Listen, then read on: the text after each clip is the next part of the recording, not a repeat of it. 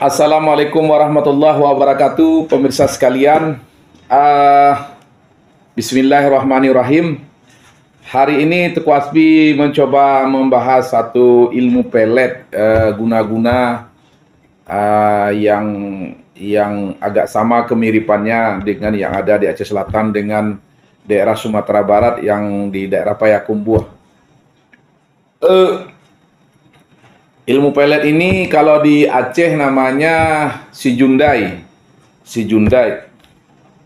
Kenapa agak sama dengan Payakumbuh? Memang kalau di Aceh Selatan itu kebanyakan ilmu-ilmu sakti dari Pariaman, Payakumbuh, dari Solo, dari Sumatera Barat lah. Itu banyak juga dikuasai oleh orang-orang Aceh Selatan. Karena memang Aceh Selatan itu perpaduan Aceh dengan Sumatera Barat, orang Sumatera Barat. Jadi kalau di Aceh ada pelet yang dipergunakan kepada seorang perempuan yang ketika kita jatuh cinta, tapi cinta seorang itu ditolak, biasa pelet ini minta bantuan para supranatural atau dukun.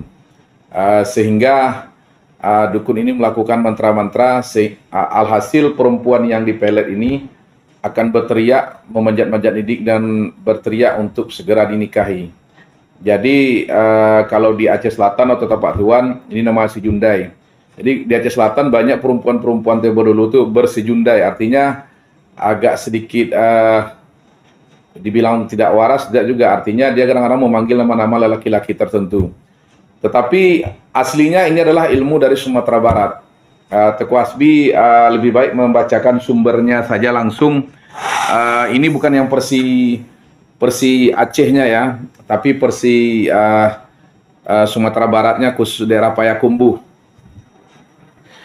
Kalau kehidupan di Sumatera Barat itu memang banyak suasananya dilingkupi dengan mantra-mantra. Jadi kalau mantra-mantra di Sumatera Barat itu sama dengan di Aceh Selatan, itu biasa dipergunakan untuk pagar badan atau pagar tubuh, untuk pagar tubuh. Pemanis atau kalau pamanih ini maksudnya kan orang yang jelek dilihat oleh lawan jenisnya itu selalu ganteng, atau kalau perempuan selalu cantik, seperti itu pamanih. Dan itu pakasiah. Kalau orang Aceh bilang Pekasih, kalau orang Pariaman bilang atau orang Minang bilang Pakasiah, atau kalau bahasa nasionalnya ilmu pelet, untuk meraih cinta seseorang dengan mempergunakan mantra-mantra. Nah, ini pince ya, pince artinya jalur ilmu. Jadi karena kita dari Aceh Selatan, kita juga ada jalur ilmu ke Sumatera Barat. Walaupun banyak Teku Asbi menganut ilmu yang asli dari Aceh. Kalau di Payakumbuh itu ada namanya pelet yang tidak mempergunakan ramuan-ramuan, tetapi mempergunakan nyanyian-nyanyian atau dendang-dendang syair dengan mempergunakan alat musik. Pelet ini namanya sirompa. Sirompa. Jadi si rompa ini mempergunakan suatu alat musik untuk memelet atau mengguna-gunai seseorang dengan menggunakan nyanyian yang diisi dengan syair-syair mantra. Syair-syair mantra, sehingga orang yang diguna-gunai atau dipelet ini akan hilang kesadarannya, dia akan memanjat dinding, lari ke sudut-sudut desa, lari kemanapun, dia akan berteriak memanggil. Kalau dia perempuan, dia akan memanggil laki-laki yang memeletnya. Biasa kalau si rompa ini bisa diamalkan oleh seorang laki-laki, bisa kita meminta bantuan jasa seorang dukun.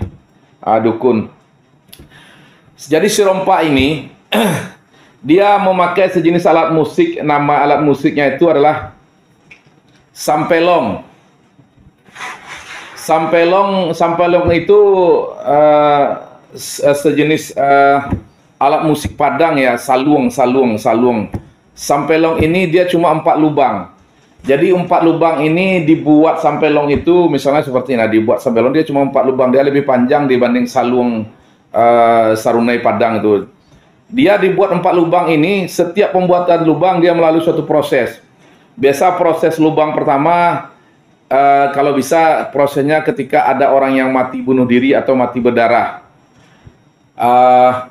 Proses yang kedua bisa dibuat ketika ada orang lagi bersedih sekali. Proses ketiga dibuat di lubang ketika kita melihat orang yang sedang tertawa. Sedang tertawa, itu dibuat. Proses keempat, pelubangan sampelong ini ketika seorang sedang meratap menangis. Jadi di sini antara sedih, meratap, menangis, dan rindu menyatu dalam seronainya ini. Dalam alat tiup sampelong ini. Jadi dia sampelong ini mirip trompet yang kayak trompet berburu itu. Kalau para pemburu tahu itu seperti itu. Jadi sampelong ini dilakukan di ujung-ujung kampung atau di bukit-bukit yang tempatnya sunyi lah. Sunyi. Jadi dibuat suatu lokasi atau panggung untuk meniup sampelong ini untuk membaca mantra-mantranya supaya orang yang dituju itu bisa jatuh cinta dan tergila-gila. Saking tergila-gilanya dia tidak bisa melihat lelaki lain, tetapi hanya wajah laki-laki yang disuruh untuk membuat si rompak ini yang selalu dalam ingatannya. Mirip seperti sudah gila seperti itu. Sampelong ini juga memiliki syarat untuk melakukan ritual-ritual sampelong ini. Kalau syarat itu syarat lah, syarat itu maksudnya begini, kayak sesajen dibuat nasi kuning, ada telur, ada nasi kuning, ada telur, syarat itu alat tu dibuatlah bunga pagia. Bunga pagia ini sejenis kembang, pagia, ada sejenis bunga ditaburkan di syarat tersebut. Lantas sang dukun membaca mantra. Jadi biasanya dibaca mantra itu subuh atau menjelang maghrib. Nah, ditiuplah alat sampelong tadi yang mirip saluang padang, ditiup sambil mendendangkan syair-syairnya yang bersifat mantra atau ilmu guna-guna.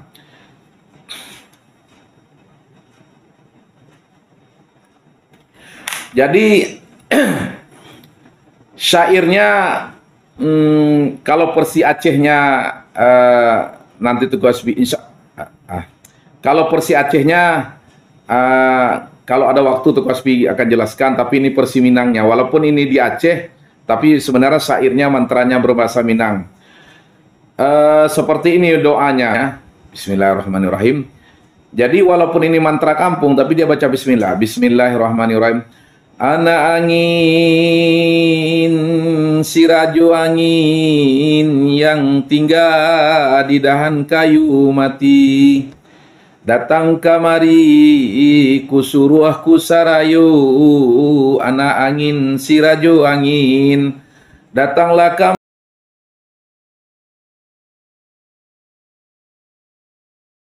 tersebut nama orangnya. Misalnya namanya Ani. Bawalah Ani kapado jika inyo dudu tagakkan, bawalah inyo ko amari, wahai anak angin sirajo angin kusuruh kusarayu, datanglah bawa inyo jika inyo lalo, jagokan jika inyo duduk tagakkan, suruh bajalan kamari. Diulang-ulang. Jadi tanda jadinya apa? Tanda jadinya nanti di kampung akan ribut itu. Ribut perempuan yang ditembak itu, misalnya yang bernama Syani, ini akan berteriak. Oh, misalnya dukun untuk memberi namanya kepada si Iwan, nama laki-laki yang dituju. Dia akan berteriak, Iwan di mana? Iwan, oi, nikahkan ambo sama si Iwan tuh mah. Dia langsung memanjat-manjat dinding. Dan anehnya orang yang kena si rompak ini, perempuan itu, memang bisa memanjat dinding seperti laba-laba. Unik sekali. Jadi ini bukan karang-karangnya, tapi ini khasanah budaya kita. Jadi perempuan yang kanai si rompak ini, dia histeris memanjat-manjat dinding untuk diminta nikah dengan orang yang disuruh oleh dukun untuk mempunahkan si rompak tadi. Jadi inilah jenis khasanah yang ada di Payakumbuh, Sumatera Barat, yang juga ada di Aceh Selatan. Mantranya adalah memerintahkan anak Rajo Angin ini. Anak Rajo Angin ini sebenarnya siapa? Sebenarnya anak Rajo Angin ini adalah bangsa jin.